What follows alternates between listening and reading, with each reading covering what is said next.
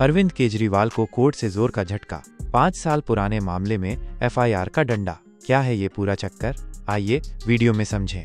दिल्ली की Rouse Avenue court ने एकदम फिल्मी स्टाइल में पूर्व मुख्यमंत्री अरविंद केजरीवाल को दिया है एक जबरदस्त झटका। उनके और कुछ और लोगों के खिलाफ एफआईआर दर्ज करने का फरमान जारी कर दिया है। मामला क्या है?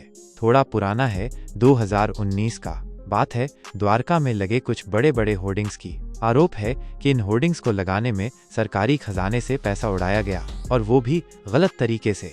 कोर्ट का ये ऑर्डर ऐसे ही हवा में नहीं आया। इसके पीछे एक अर्जी है जिसमें सीधा सीधा इल्जाम लगाया गया है कि केजरीवाल और उनके साथियों ने मिलकर सरकारी पैसे को पानी की तरह बहाया।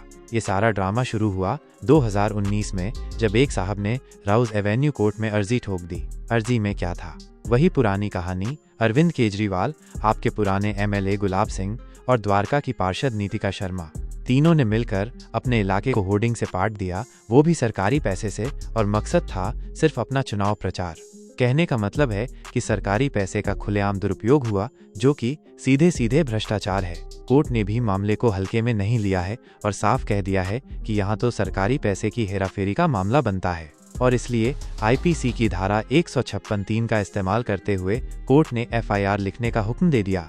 राउज एवेन्यू कोर्ट ने सीधे द्वारका साउथ पुलिस को कहा है कि इस मामले में एफआईआर लिखो और 18 मार्च तक बताओ कि क्या कार्रवाई की। लेकिन रुकिए, कहानी में ट्विस्ट है। ये मामला इतना सीधा भी नहीं था। सितंबर 2022 में एक मजिस्ट्रेट साहब ने तो इस शिकायत को रद्दी की टोकरी में डाल दिया था, यानी खारिज कर दिया था। लेकिन फिर फिल्मी स्टाइल में सेशन कोर्ट ने एंट्री मारी और मजिस्ट्रेट के ऑर्डर को पलट दिया। मामला वापस मजिस्ट्रेट कोर्ट में दोबारा सुनवाई के लिए। इतना ही नहीं, स्पेशल जज ने भी कहा कि मजिस्ट्रेट साहब, मामले को नए सिरे से देखिए। तो कोर्ट ने एक बार फिर इस पुराने मामले को उठाया है और इस बार एफआईआर दर्ज करने का पक्का ऑर्डर दे दिया है। अब क्या होगा? केजरीवाल और बाकी आरोपियों के खिलाफ कानूनी कार्रवाई का चाबुक चलने वाला है।